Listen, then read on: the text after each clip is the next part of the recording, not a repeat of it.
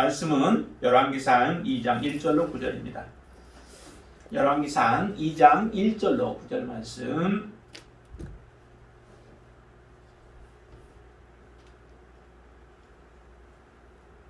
자, 우리 함께 하나님의 말씀을 받도록 하겠습니다.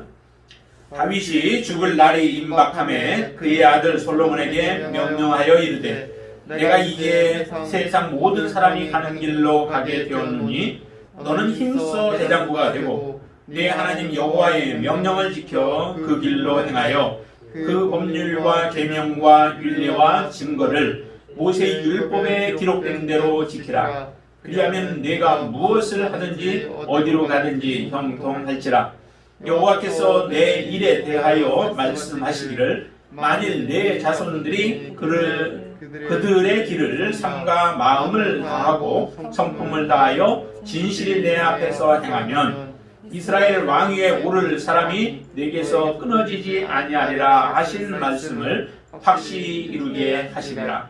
스리야의 아들 요압이 내게 행한 일 곧 이스라엘 군대의 두 사령관 네리의 아들 아브넬과 예델의 아들 아마사에게 행한 일을 네가 알거니와 그가 그들을 죽여 태평 시대에 전쟁의 피를 흘리고 전쟁의 피를 자기의 허리에 띤 띠와 발에 신은 신에 묻혔으니 네 지혜대로 행하여 그의 백발이 평안히 스올에 내려가지 못하게 하라. 마땅히 길르앗 바르실레의 아들들에게 은총을 베풀어 그들이 내 상에서 먹는 자 중에 참여하게 하라. 내가 내 형 압살롬의 낯을 피하여 도망할 때에 그들이 내게 나왔느니라. 바울임 베냐민 사람 게라의 아들 시므이가 너와 함께 있나니 그는 내가 마하나임으로 갈 때에 악독한 말로 나를 저주하였느니라. 그러나 그가 요단에 내려와서 나를 영접함으로 내가 여호와를 두고 맹세하여 이르기를 내가 칼로 너를 죽이지 아니하리라 하였노라. 그러나 그를 무지한 자로 여기지 말지어다. 너는 지혜 있는 사람이므로 그에게 행할 일을 알지니 그의 백발이 피 가운데 스골에 내려가게 하라. 아멘. 여러분들은 어느 편에 서기를 좋아하십니까? 우리는 둘 중에 한 가지 항상 이제 완전히 극단적인 부분은 아니라 할지라도 둘 중에 한 부분에 한 편에 보통은 서게 되어지죠. 이 편 아니면 저 편에 서게 되고 또 정말 하나님이 기뻐하시는 하나님의 자녀의 삶을 살아가는 반면에 또 반대로 하나님의 뜻을 거부하며 살아가는 그런 사람들이 많습니다. 이 세상도 두 가지로 우리가 분류해 볼 수 있죠. 하나는 사단에 속해 있는 그런 자들과 또 하나님께 속해서 하나님의 뜻을 이루어가는 그런 사람들이 있습니다. 내가 어느 편에 속해 있느냐에 따라서 그 편에 속해 있는 것에 따라서 결국 우리의 결과가 달라지게 되어 있습니다. 우리는 지금 하나님 앞에 믿음으로 서서 주님을 섬기는 하나님의 편에 서 있는 자로 지금까지 우리가 살아왔고 앞으로도 그렇게 살아갈 것입니다. 그러기 위해서 우리가 하나님의 뜻이 무엇인가를 더 분명하게 알고 하나님이 우리에게 주신 말씀을 쫓아서 우리는 믿음으로 행하는 삶을 지속적으로 이제 살아가야 되겠죠. 그런 삶 가운데서 오늘 특별히 지금 여기에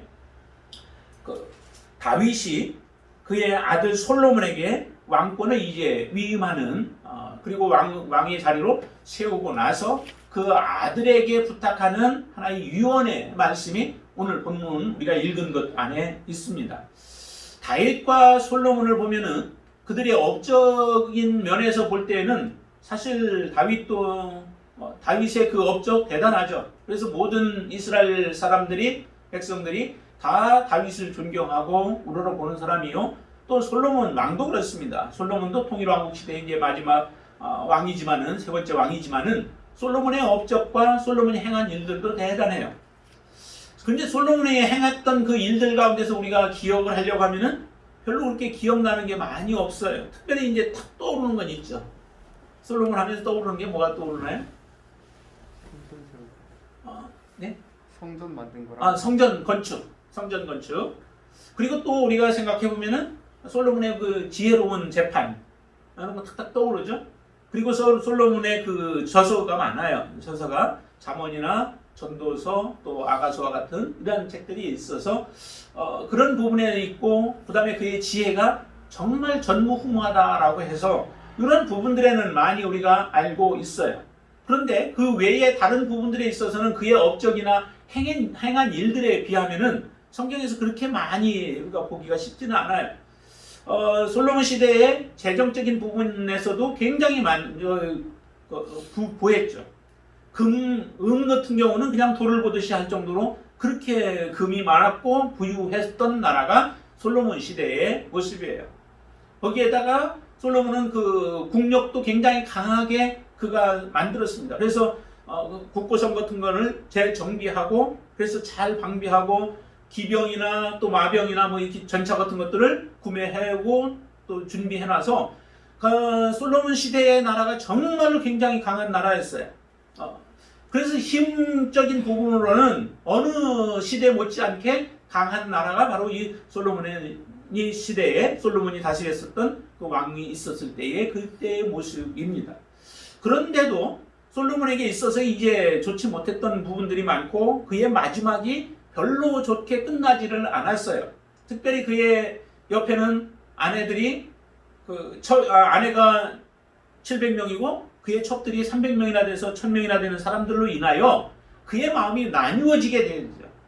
그 결과로 우상을 섬기게 되고 아내들이 가져온 그 우상들을 아내를 사랑할 뿐만 아니라 그 우상들까지 같이 섬김으로 인하여서 결국 그의 마지막 시대는 점점 기울어 가서 어떤 일이 벌어졌냐면 결국 솔로몬의 그 왕권이 끝나자 이스라엘은 두 나라로 나뉘어지게 되어지는 이런 일이 벌어지게 되어진 거죠.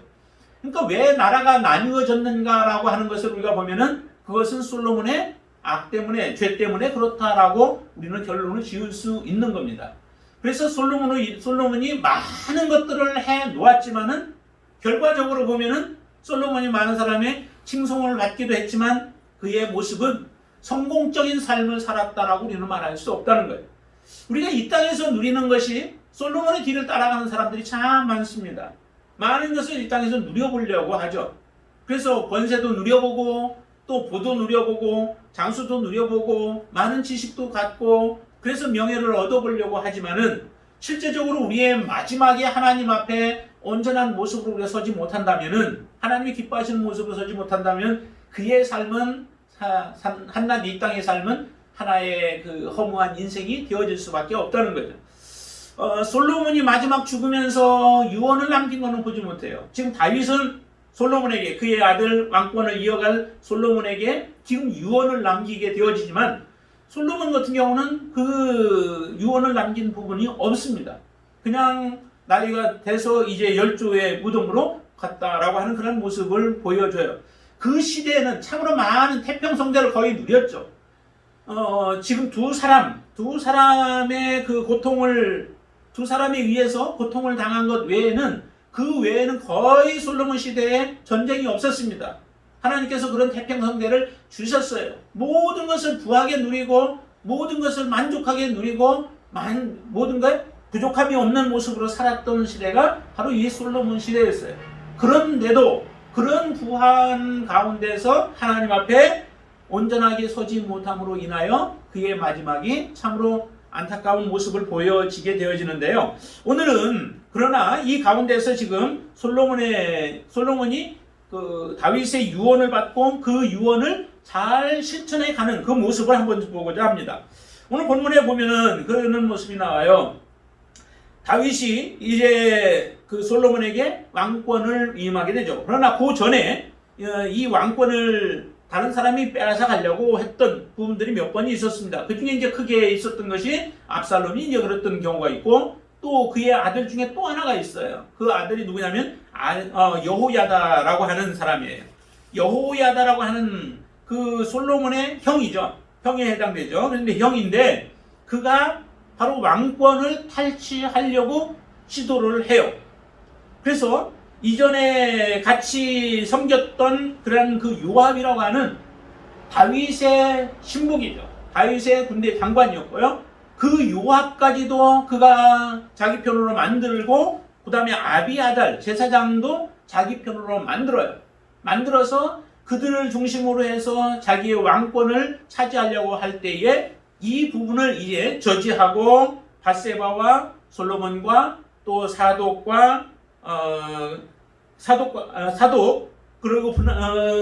그리고 이제 또 한 사람이 함께 해서 이 모든 그 계교를 무너뜨리게 되어집니다. 브나야가 그것을 무너뜨리게 되어져요. 그리고 나서 이제 솔로몬이 왕 위에 오르게 되어집니다. 그때 왕 위에 올랐을 때에 다윗이 솔로몬에게 부탁하는 유언이 곧 우리가 붙잡고 살아가야 할 하나의 유언이라고 보셔도 돼요. 이제 사람들에 대한 부분들은 우리가 이제 다른 부분으로 보지만은 다윗이 솔로몬에게 주셨던 그 세 가지의 부탁이 있는데요. 그 첫 번째는 2절에 보시면 이렇게 다윗은 솔로몬에게 부탁을 합니다. 2절 한번 같이 읽어보시죠. 내가 이제 세상 모든 사람이 가는 길로 가게 되노니 너는 힘써 대장부가 되라 라고 얘기를 해요. 힘써 대장부가 되라 라고 하면은 우리가 보통 생각하기는 우리 스스로 막 힘을 내서 내가 강해져서 대장부가 돼가지고 왕으로서의 모든 일들을 잘 이끌어가라 라고 그렇게 우리는 생각하기 쉽죠. 그런데 이것은 어떠한 어려움에도 흔들리지 말라라고 하는 의미를 담고 있어요. 대장부가 되라고 하는 것은 어떠한 환경과 어떠한 시련과 어떠한 문제들이 닥친다 할지라도 그 가운데서 흔들리지 말고 똑바로 내가 해야 할 그 일들을 감당하면서 이겨내라라고 하는 부분들이죠. 근데 그 이겨낼 때에 어떻게 이겨내느냐는 거예요. 내 스스로 지혜를 짜내서 하는 게 아니라 그것을 이겨낼 때는 하나님을 의지하라는 거죠.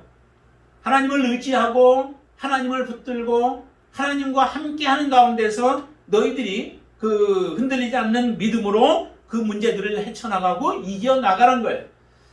모세가 여호수아에게 주셨던 하나님의 말씀도 마찬가지죠. 여호수아의 입장에서 모세의 뒤를 이어서 후계자로서 이스라엘 백성들을 이끌어 가나안 땅을 정복한다라고 하는 것은 참 쉽지 않은 일이었습니다. 왜냐하면 강력한 그 카리스마를 가지고 이스라엘을 이끌어 나왔던 그 모세의 지도자가 있었기 때문에 그 뒤를 이어서 이스라엘 백성들을 이끌어 가는 것은 굉장히 어렵습니다.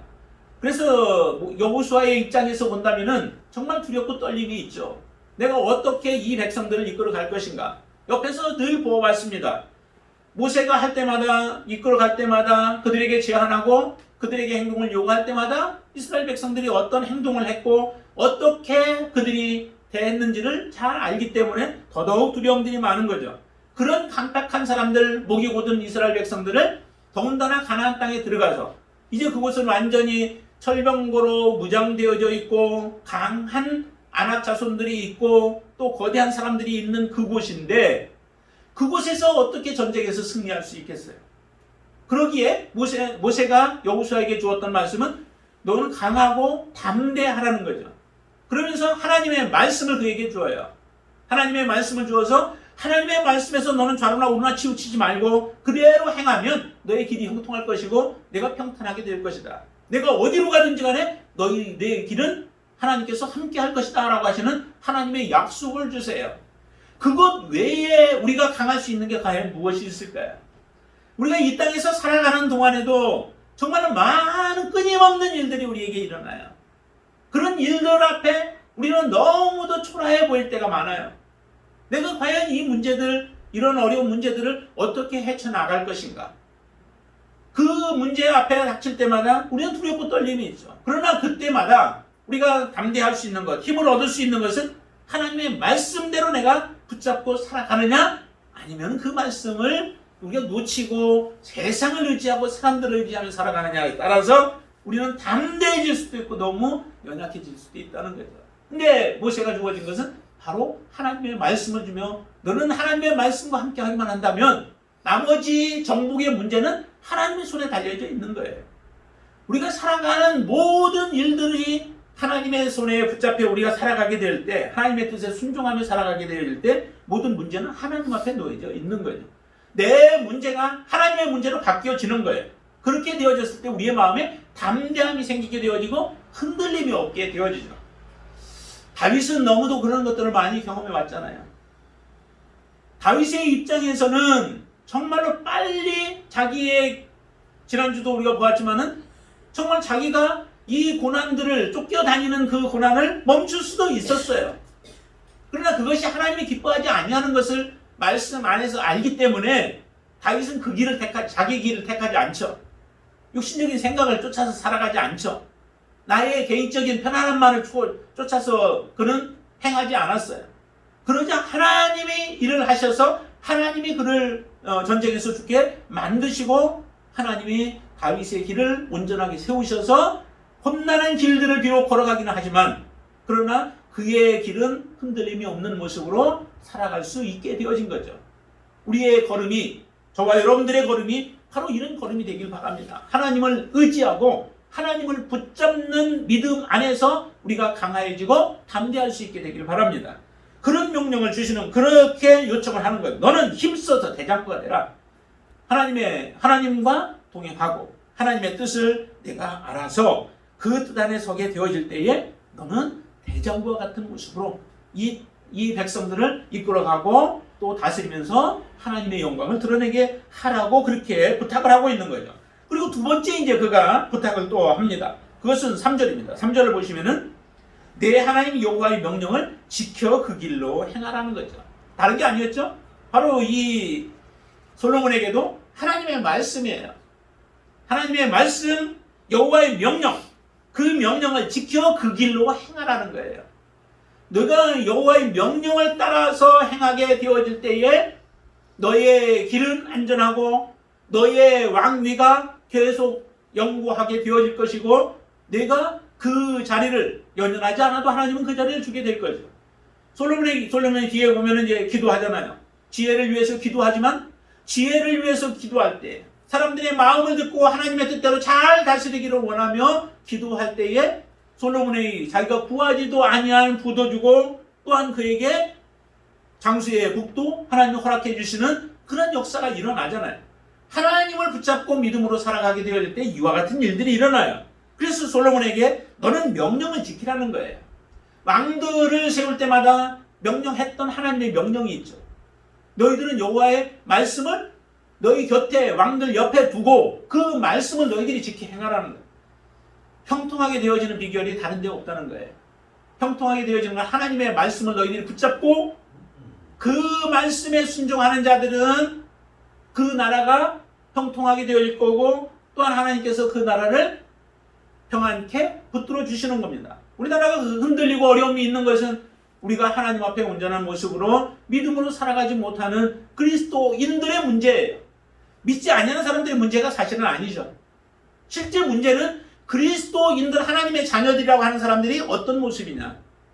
그 하나님의 자녀들이 바르게 서 있으면 그 사람을 보고 하나님은 구원하는 역사가 일어나죠.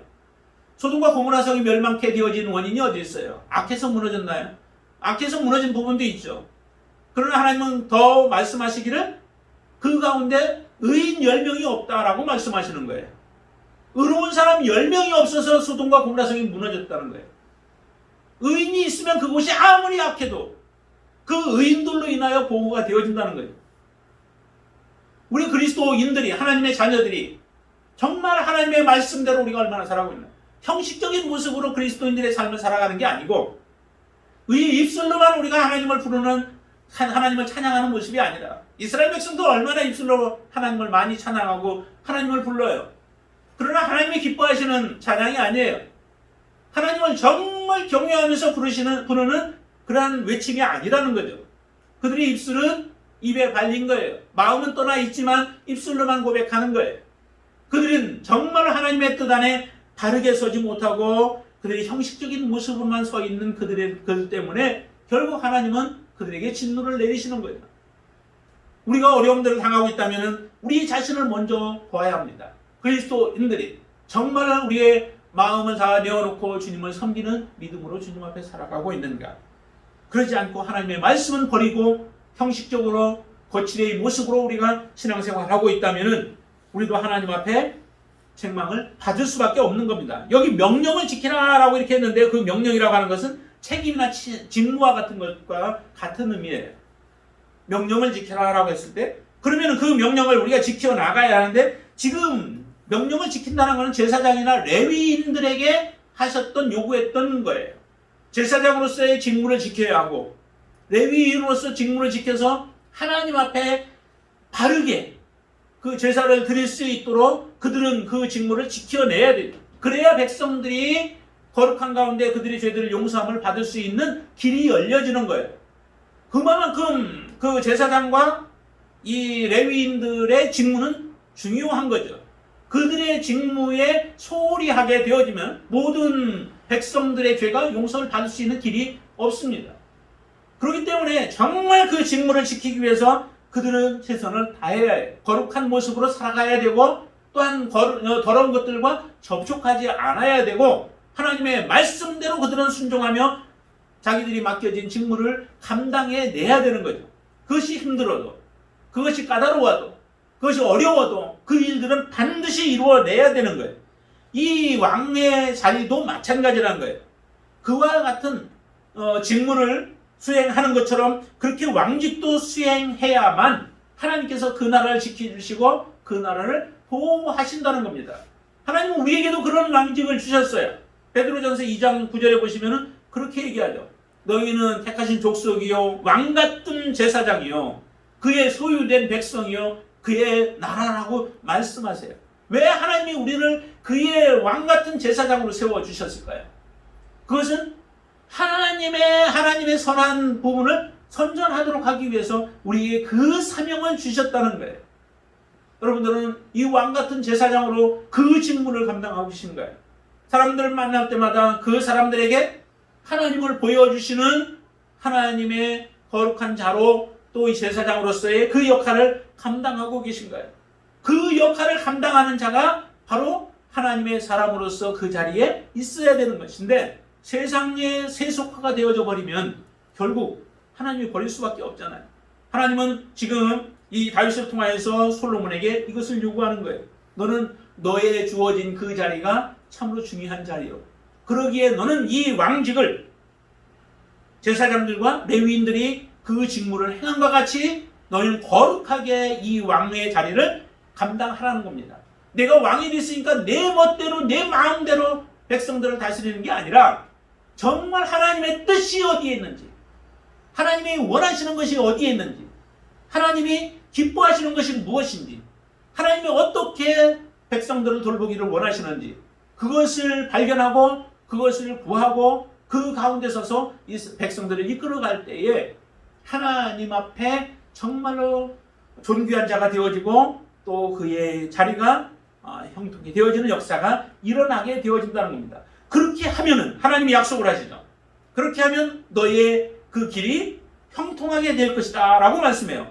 무엇을 하든지 어디로 가든지 형통하게 될 것이다. 근데 그 형통이라고 하는 부분도 그냥 모든 게 다 잘 될 것이다 이런 부분은 아니죠. 형통이라고 하는 것을 성경에 보면은 형통은 우리가 생각하는 형통과 조금 다른 부분이 있어요. 형통은 반드시 이 부분은 고난이나 혹시 여러 가지 어려움들이 우리에게 닥쳐올 때에 그 문제들을 그 즉시 해결해 준다는 거 아니에요. 어려움을 닥치지 않게 만들어 주신다는 게 아니에요. 어려움들이 와도 그것을 극복해내고 이겨낼 수 있는 그런 마음을 주시고 또 힘을 주시고 능력을 주셔서 궁극적으로 마지막에 하나님 앞에 온전한 모습으로 설 수 있도록 우리를 그렇게 만들어 주시는 게 그게 형통이죠. 요셉에게 형통이라는 단어를 많이 썼어요. 그것도 요셉이 애굽의 바로 그 보디발의 집에 있을 때에 그리고 그가 그 보디발의 아내로부터 모함을 당하고 그리고 감옥에 가는 그 과정 속에서도 하나님은 요셉과 함께 하시고 그를 형통하게 하셨다라고 말씀해요. 모든 게 잘 풀려지는 게 아니죠. 과정 속에서는 많은 어려움들이 있어요. 하나님의 뜻을 수행하기까지는 고난과 역경들이 끊임없이 올 수도 있어요. 그런 가운데에도 하나님을 붙잡고 믿음으로 살아가는 자를 보고 하나님은 뭐라고 하냐면 그들을 향해서 형통한 자라고 말씀해요. 그러니까 우리의 마지막이 실패로 끝나면은 그거는 형통한 자가 안 되죠. 우리는 마지막까지 하나님 앞에 바르게 서서 그 뜻을 이루어내는 형통한 자가 되어야 될 줄로 믿습니다. 그런 형통한 자로 하나님 앞에 세워주겠다는 거예요. 말씀을 붙들고 그 말씀을 지켜 행하는 자에게 그러시겠다라고 말씀합니다. 또 4절에서도 이렇게 얘기하죠. 4절에서 여호와께서 내 일에 대하여 말씀하시기를 만일 내 자손들이 그들의 길을 삼가 마음을 다하고 성품을 다하여 진실이 내 앞에서 행하면 내 이스라엘 왕위를 오른 사람이 내게서 끊어지지 아니할 것이다. 그래서 진실이 우리가 하나님 앞에서 행하는 거죠. 진실이는 거짓됨이 없는 모습뿐만 아니라 충실한 부분이에요. 충실하게 내가 여호와 앞에서 행하게 되어지면 너희의 그 왕위가 끊이지 아니하겠다라고 하나님은 그렇게 약속을 해주세요. 다윗을 통해서 약속을 주시는 거죠. 내가 반드시 그렇게 살아가라는 거예요. 그러면 너희의 그 왕위는 걱정할 것이 없다는 겁니다. 사울은 자기의 왕위에 대해서 걱정을 하죠. 이미 그는 하나님을 떠났기 때문에 그래요. 왜 하나님이 이스라엘 백성들을 이처럼 북왕국과 남왕국으로 갈려지게 만드나요? 그것은 하나님이 주신 약속의 말씀을 붙잡지 못한 것 때문에 그래요. 이 솔로몬이 정말로 초반에는 굉장히 믿음으로 살았던 거죠. 그리고 하나님의 뜻 앞에 붙잡혀서 믿음으로 살아가요. 자, 보세요. 그 다윗이 이 솔로몬에게 몇 가지를 또 부탁을 하죠. 그 중에 하나가 뭐냐면 요압에 대한 부분이에요. 요압을 그냥 백발로 음부에 내려가지 못하게 하래요. 편안하게 죽지 못하게 하래요. 왜냐하면 그가 행한 일 때문에 그렇죠. 다윗조차도 요압을 건들지 못했어요. 다윗 앞에서도 그런 큰 소리를 했잖아요. 그런데 다윗은 모르게 이 두 사람을 죽인 거예요. 거기 보니까 아브넬하고 그 다음에 아마사를 죽이죠. 다윗은 모르는 상태에서 죽여요. 다윗은 그들을 평화를 서로 맺어서 이 아브넬을 자기의 군대 장관으로 쓰려고 해요. 그래서 그렇게 내가 이제 나에게로 투항하고 오면은 내가 너와 함께 있겠다라고 하고서 이 아브넬을 보내요. 보내는데 요압이 그를 살짝 만나 다른 얘기할 것처럼 하다가 그를 죽여버리게 되죠. 그렇게 해서 죽였고, 그리고 아마사도 또 그렇게 해서 죽여요. 근데 아브넬을 죽인 이유는 자기 동생 아사헬이 그 아브넬을 전쟁에서 싸우다가 죽이려고 할 때에 아브넬이 얘기를 해요. 야, 너 나 쫓아오지 마. 왜냐면은 아브넬 그 이스라엘이 패해서 도망가고 있는 상태였었거든요. 근데 아사헬이 굉장히 이제 빨라서 그 아브넬을 잡으려고 쫓아가는데 아브넬이 얘기하죠. 너 더 이상 쫓아오지 마. 내가 너 죽이면은 내 형 내가 어떻게 보겠느냐. 그러니까 쫓아오지 말고, 나 쫓아오지 말고 다른 사람, 다른 그 졸병들이 있으니까 그를 하나 죽이고 그냥 그것으로 만족해. 라고 그렇게 그에게 요청하는데도 이 아사헬이 멈추지 않고 아브넬을 잡으려고 죽이려고 쫓아오다가 그의 창끝으로 뒤에 쫓아오는 아사헬을 찔러서 그냥 배 터져 죽게 죽이거든요. 이것이 이제 이 요압에게는 한이 된 거예요. 자기 동생을 아브넬이 죽인 것 때문에. 그래서 이 아브넬에 대한 용서가 되지 않는 겁니다. 그것을 품고 있다가 결국 이처럼 다윗과 아브넬이 이제 한 마음이 되어지고 같은 편이 되어서 섬겨야 되는 상황 속에 그 아브넬을 처치해 버린 거죠. 그리고 또 한 가지, 또 하나는 아마사도 마찬가지예요. 이 아마사에게 다윗은 이제 그 반란군을 제압하려고 사람들을 모아서 오라고 3일 동안 모아서 오라고 했는데 이 아마사가 그렇게 해서 모아서 사람들을 데리고 오는 과정 속에서 조금 늦어요. 늦는 가운데서 이 요압과 또 아비새에게 그 일들을 맡길 때에 이 아마사에게 그 역할들을 맡겨서 공을 세우는 것을 원치 아니하여서 요압이 이 아마사를 또 죽이게 되어요.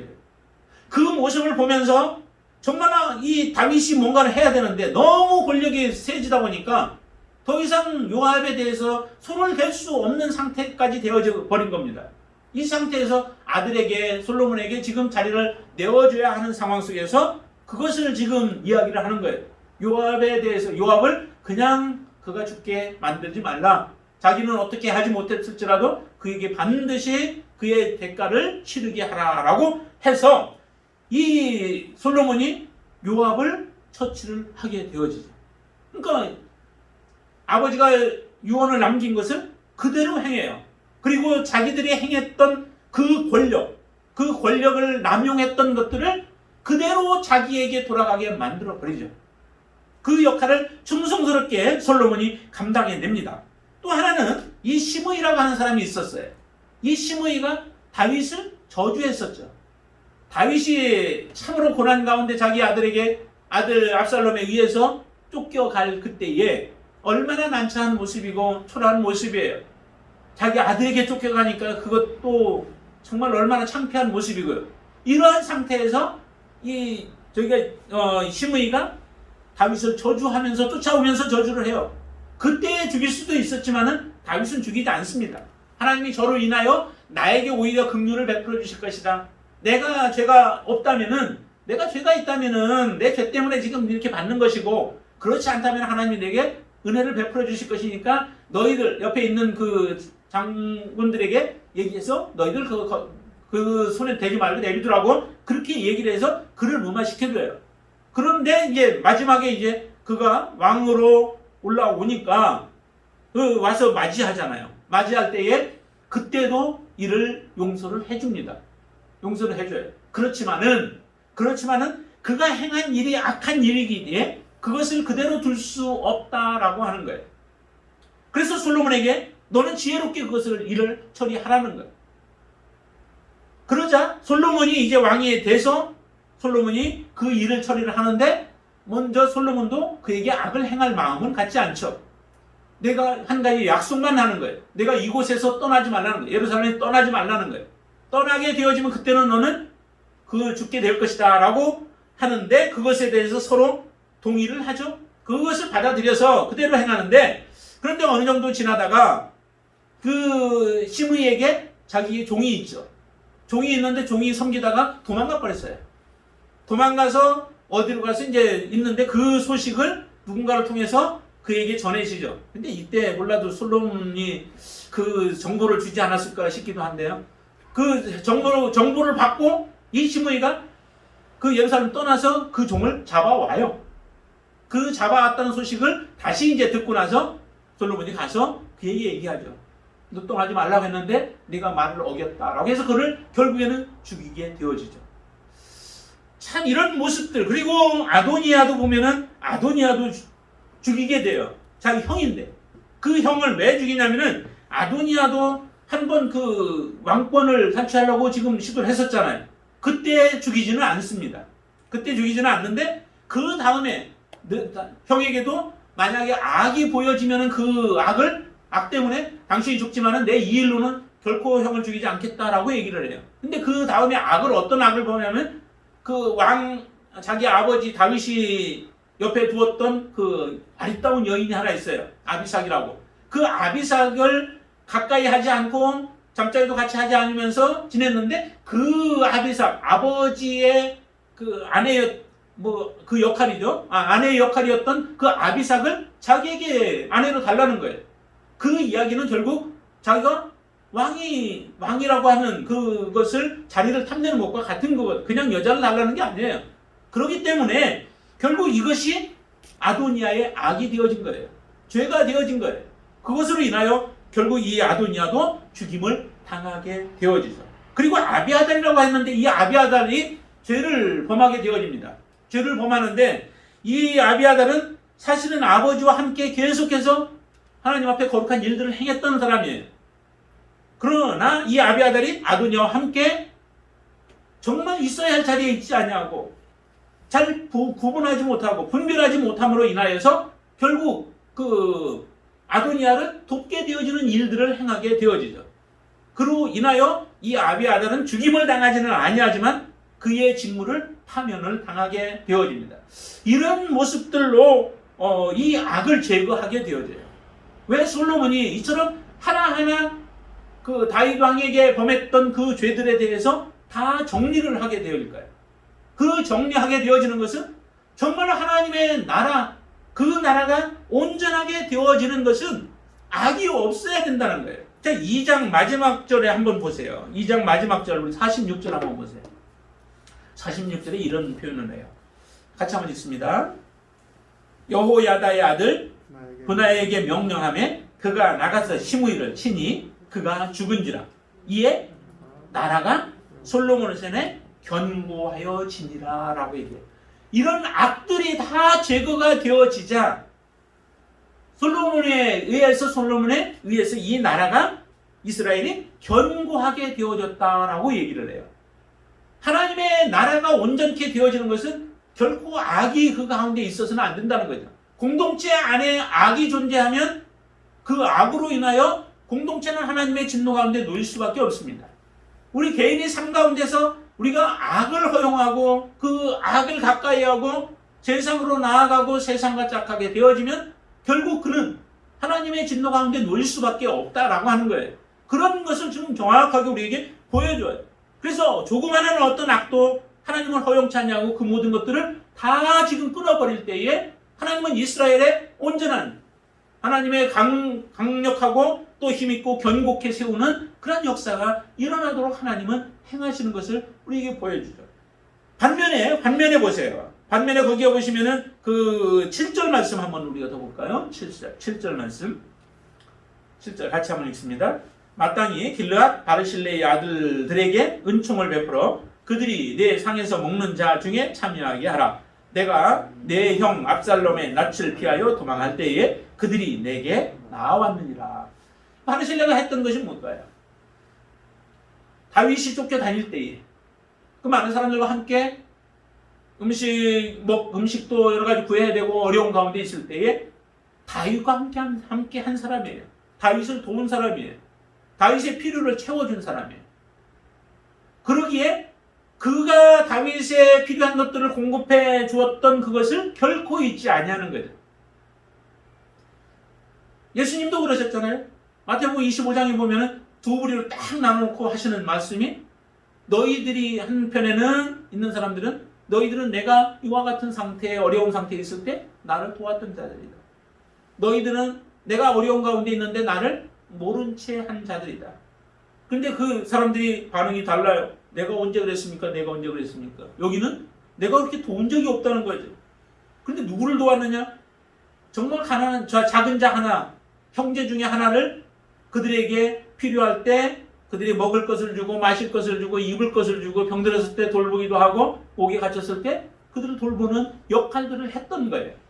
근데 이 반면에 이쪽에는 내가 주님을 봤으면 주님을 위해서 내가 했을 텐데 내가 언제 안 했습니까? 했는데 지극히 작은 자 하나에게 하지 아니한 것이 곧 내게 하지 아니한 것이다 라고 말씀해요. 정말로 하나님의 사랑과 함께 동행하고 하나님의 사랑과 함께 그들의 필요를 채워주는 것 자체가 하나님의 나라에 함께 동역하는 거예요. 하나님이 기뻐하시는 것이라는 거죠. 그들을 외면하지 아니하는 것, 하나님의 사람 편에 서 있는 것, 그 사람들이 곧 하나님의 나라의 사람들이고 하나님의 백성이라는 거예요. 하나님은 그렇게 말씀하세요. 두 부류들이 나오지만은 정말 우리는 어느 편에 지금 서서 하나님을 섬기고 계신가요? 하나님이 하나님의 사랑 그렇게 하기 위해서는 정말 잘 분별해야 되죠. 누가 하나님의 사람인가? 누가 하나님의 편에 서 있는가? 누가 하나님의 뜻을 이루는 사람인가? 누가 하나님의 말씀을 듣고 그 일들을 행하는 사람들인가? 그것을 분별할 줄 모르면 결코 그 자리에 함께 우리는 할 수 없어요. 다윗이 쫓겨다니는 상황 속에서 다윗이 하나님의 사람이라고 한 사람들이 과연 얼마나 돼요? 많지 않잖아요. 지금 죽여야 할 사람들은 더 많고 그 막바지까지 거의 다 왔잖아요. 마지막 삶에 지금 여호야다와 함께 아도니아와 함께 했던 사람들 요압 그때까지 지금까지 얼마나 많은 고생들을 했어요. 아비아들도 얼마나 고생을 함께 했어요. 그런데 마지막에 분별을 못하는 거예요. 아도니아가 자기 왕인 줄 아는 거예요. 이스라엘의 왕이 될 줄 아는 거예요. 그런데 하나님이 세우신 자가 그게 아니었던 것을 분별할 줄 모르는 거예요. 마지막에 길을 잘못 서고 잘못 선택하고 잘못된 자리에 앉음으로 인하여 결국 그들은 지금 죽임을 당하게 되어지고 그들의 삶은 지금까지 살아온 모든 것이 실패로 돌아가 버려요. 정말 중요한 부분들이죠. 하나님의 뜻이 어디에 있는지 그것은 하나님의 말씀 안으로 우리가 지금은 이제 들어가야 돼요. 하나님의 말씀대로 우리가 순종하며 하나님의 말씀을 알고 그 말씀대로 믿음으로 우리가 살아가게 되어질 때 진정한 우리는 하나님 편에 서서 하나님의 사람들을 돕는 자요, 또 우리가 하나님의 일을 행하는 자로 이 땅에 살아가면서 하나님의 영광을 나타나는 자들이 되어질 줄로 믿습니다. 솔로몬이 초반에 잘 하였으나 마지막에 그가 또 다른 여인들로 인하여 결국 그의 삶이 참으로 허무한 인생이 되어지는 것과 같은 모습이 되지 않도록 하기 위해서는 마지막까지 우리가 항상 깨어서 하나님의 말씀 붙잡고 믿음으로 살아가는 귀한 하나님의 종들이 되어지기를 주님의 이름으로 축원을 드립니다. 기도하겠습니다. 하나님, 우리에게 지혜를 주시옵소서. 솔로몬에게 주셨던 정말 전무후무한 지혜조차도 어떤 때는 정말 그를 온전히 붙들어 주지 못했습니다. 너무도 많은 여인들로 인하여 하나님의 말씀을 떠나고 하나님의 말씀 없이 살아감으로 인하여 그와 같은 일들이 일어지는데, 하나님 우리에게 정말 성령께서 우리 안에 온전히 거하셔서 우리의 삶을 바르게 인도하여 주시옵소서. 하나님이 뜻이 아닌 곳에는 서지 않게 하시고 하나님이 행하지 않는 곳에는 우리가 가지 않게 하시고 하나님이 기뻐하지 않는 것에 우리의 마음을 두지 않도록 역사하여 주시옵소서. 이 땅의 짧은 생애를 우리가 살아가지만 정말 하나님의 뜻을 온전히 이루며 믿음으로 살아가는 자들이 되게 하여 주시옵소서. 아버지, 하나님 우리의 육신에 연약함이 있을 때도 있습니다. 하나님 그런 때도 하나님께서 붙들어 주셔서 그 연약함을 통하여 하나님 앞에 더 가까이 가게 만드시는 계기가 되어지게 하여 주시옵소서. 하나님, 특별히 아버지 하나님, 문도식 우리 집사님 주님께서 은혜를 주셔서 하나님을 정말 깊이 알아가게 하시고 하나님을 더욱더 체험하는 귀한 은혜를 허락해 주시옵소서. 하나님 앞에 믿음으로 고백하며 살아가도록 인도해 주시고 육신의 연약한 부분이 좋게 잘 회복되어지도록 은총을 베풀어 주시기를 원합니다. 우리 권병동 집사님, 하나님께서 그의 믿음을 주님 보시고 지금까지 살아오는 가운데도 오직 하나님 앞에 신실한 믿음으로 살았던 것처럼 그의 믿음에 흔들림이 없게 주님 도와주시옵소서. 강하고 담대한 믿음으로 살게 하여 주시고 주님이 그의 참된 기쁨이요 즐거움이 되어지고 마지막까지 주님이 붙들어 주시고 함께 해주실 것을 믿고 신뢰하며 아버지 하나님 투병하며 잘 이겨낼 수 있도록, 그리고 주님이 치유의 역사를 허락하여 주시옵소서.